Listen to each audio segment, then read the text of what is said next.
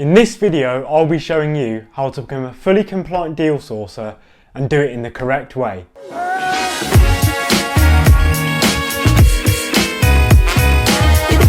Hi guys, my name is Harley and welcome to the Premium Property YouTube channel where we provide weekly content for beginners in property. If you're new around here, please make sure to subscribe, and if you do enjoy the video, please hit the like button and then we can get it out there to more young, budding property investors. So, as I'm sure many of you know, I have got a very strong opinion on the deal sourcing industry and the reputation that it does have.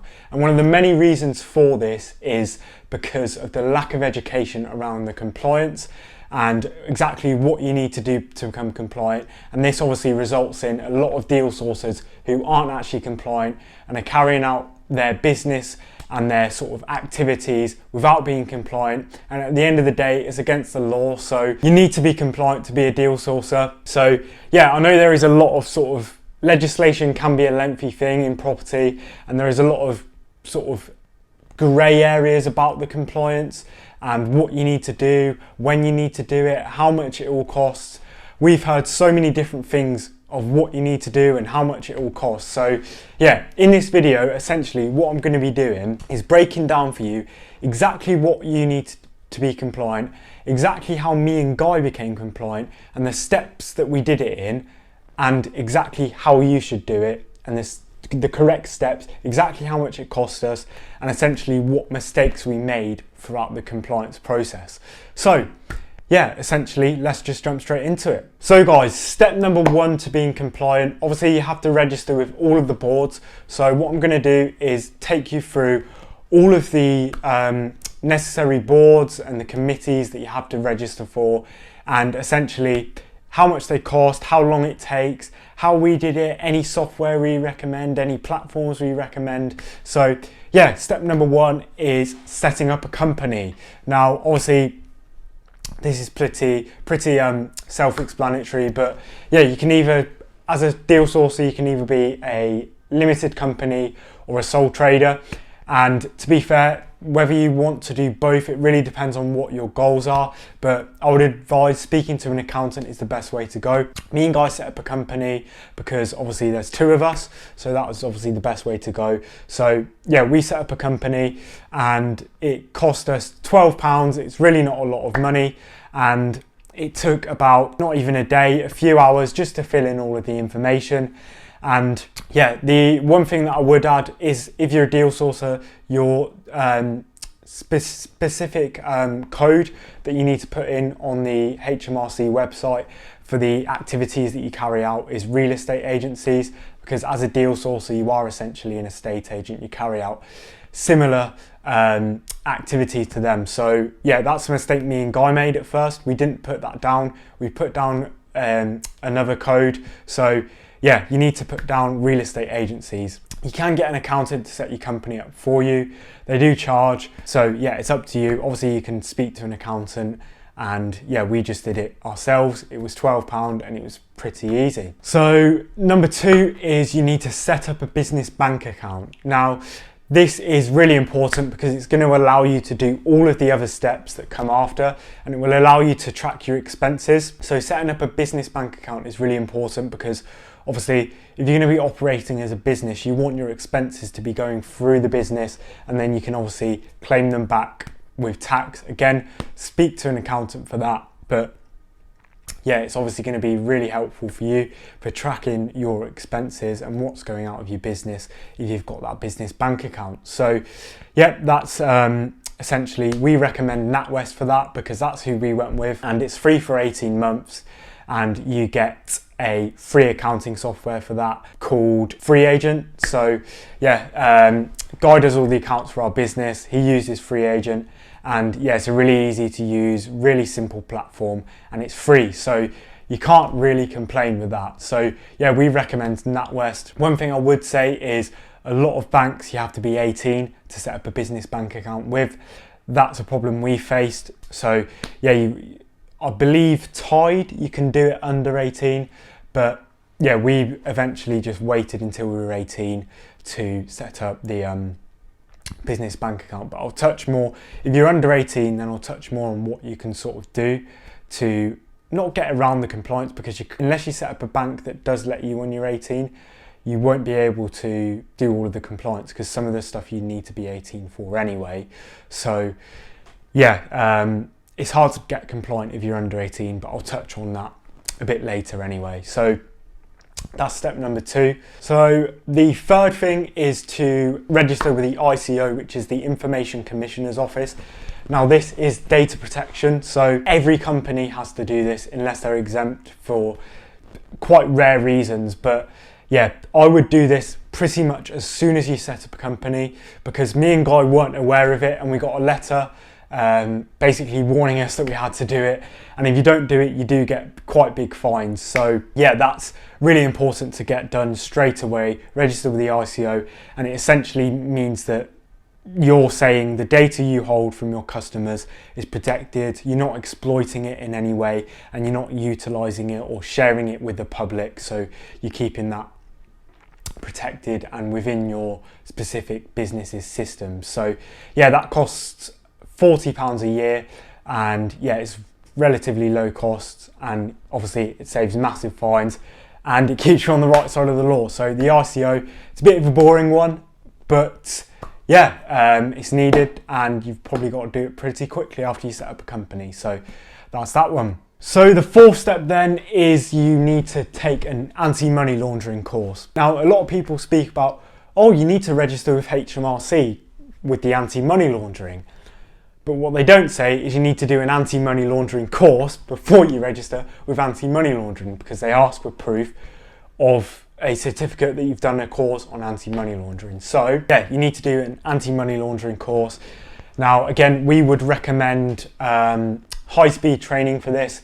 It's really good, really easy to use, and it has great information. So yeah, that cost £35 for the course, and again it's all online, so yeah, it's really good, and we would recommend high-speed training for that. And then obviously they give you a certificate. Once you've got that, then you can go on to register with anti-money laundering. The fifth step is to get professional indemnity insurance and public liability insurance. Now, professional indemnity insurance is actually the only compulsory one out of those two. You don't need public liability insurance as a property sourcer, but I would recommend it anyway, and I'll come on to it later. But yeah, professional indemnity insurance is essentially protecting you and your client if you give them advice and that advice directly leads to them losing money. And yeah, your insurance essentially covers that. Any losses they make, your insurance will pay out on it. And one thing that I would mention with this, your professional indemnity insurance, do not do it through Hiscox, because they are one of the cheaper brokers, but it doesn't actually cover property sourcing. So yeah, don't do it through Hiscox. So yeah, that's a good tip there. And yeah, we would recommend you get public liability as well, and that essentially covers you if you're managing a site or you've got builders working for you. If any of them get injured on site, or any pedestrian gets injured from something falling, then it covers you and any sort of compensation that you have to pay out on that. So for those insurances, we would recommend Insurance Desk, and the guy who did ours is called Josh Muntz. Yeah, Insurance Desk are really great. A lot of the companies and the brokers, you have to have at least 3 years experience in property to get any professional indemnity or public liability insurance, whereas with this one, you don't need any experience. Their customer service is great, and they do it all in one package, the public liability and the professional indemnity. It also includes employer's liability, so when you go on to employ people in the future, that's obviously really useful. So yeah, through Insurance Desk, it cost us £280 for the year, and that is quite expensive, but for the service they give, the fact you don't need experience, and obviously the fact that it's called specifically property sourcing insurance. It's a section on their website, so it definitely covers property sourcing. So yeah, that's who we'd recommend, Insurance Desk. I'll link all the recommendations below in the description anyway, guys. So the sixth step then is to register with a property ombudsman scheme. Now there's 3 of these. You've got the property ombudsman, you've got the property redress scheme, and then there's a third one which I don't know the name of because it's not that big and they not that good, and they're the cheapest one. So yeah, you don't need, with the other ones you need proof of professional indemnity insurance, whereas with this one you don't. So that's why not a lot of people register with that one, because it doesn't give you a great amount of credibility. Yeah, the property ombudsman and the property redress scheme, they're both as good as each other. We went for the property redress scheme just because a lot of people in our network went for that one, and you get free legal advice with them.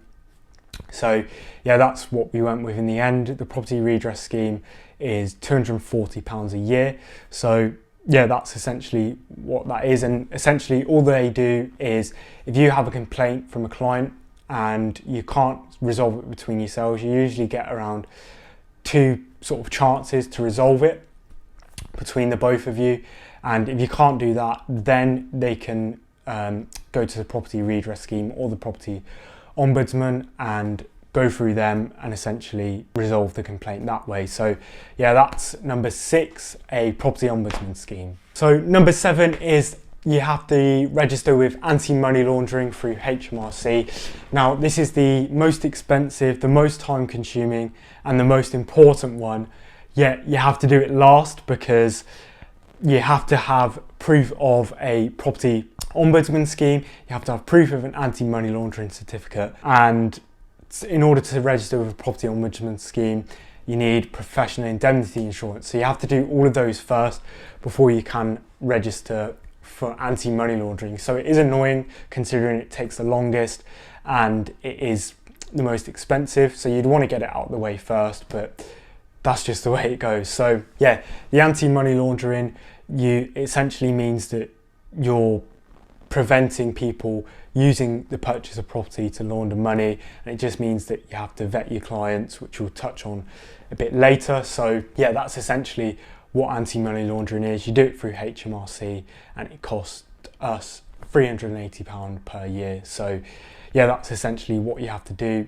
for anti-money laundering. Like I said, it can take up to 3 months for it to be accepted by HMRC, but you can actually trade before you get confirmation of acceptance. It comes up with a little message when you register saying you can trade. You just need to screenshot that, and obviously if you need any proof you can show that. But yeah, it took us about 2 weeks, but it can take up to 3 months. So yeah, that's anti-money laundering, and that's pretty much it. So yeah, what I'll do now is just sum up a few additional tips in order to help you. They're not compulsory for compliance, but they will definitely help you have more credibility. So obviously you have to register with all of the boards and committees, but what a lot of people don't mention is these committees, especially HMRC for anti-money laundering, do checks to see if you've got the right procedures and processes in place. So you need contracts and procedures for data protection, for anti-money laundering, and your sort of terms and conditions, your sourcing contracts. So you need all of those, and obviously that can be pretty costly if you get it done by a solicitor. But we use a website called Simply Docs, and that is £80 a year, and all of the contracts get updated automatically, and it's templates and you can just fill them in with your information. So it's really useful, and it has all of the contracts on that you need it on there. So yeah, Simply Docs is a great website and I would definitely recommend that. And then also obviously you need to have a vetting software for your clients. So again, we use Credus for that. I've mentioned it in a previous video, but yeah, we use Credus for that. It's really good, really easy for us, really easy for our investors. You just send them a link and they fill it all out, and yeah, that's essentially it. That costs £5 per client that you vet. So yeah, that's Credus, and yeah, that's pretty much it in terms of it. The additional tips, obviously I've mentioned that you have to be 18 to become compliant, which is a bit annoying, as I know a lot of you probably under 18, but yeah, the way you can get around that is you can essentially work specifically with one sourcer who is compliant, and you don't do it through your company. You just invoice them, so you're essentially working like an estate agent for them, and any deals you get you'd just take half of the commission and you would invoice them, and they would just pay you like an employee rather than doing it through your own company. So that's what you can do if you are under 18, but I would suggest waiting a few months to become compliant anyway. Make sure it's really something that you want to do, and make sure you really sort of want to do property sourcing, you know what you're doing, you have the knowledge, and you're ready to go out and start straight away, because it is a fairly big initial investment. So yeah, that's pretty much it in terms of all of the tips on how to become fully compliant as a property sourcer. I know it's a subject that isn't talked about enough, and it's quite a boring subject, but it needs to be talked about. So yeah, I really hope you guys enjoyed the video. I hope you took a lot of value, and I hope you will implement some of the tips that I've shared in this video. So yeah, if you did enjoy it, I'd really appreciate it if you could drop a like on the video, and if you could subscribe as well, that would be brilliant. But until next time guys, we'll see you next week for another piece of premium property content.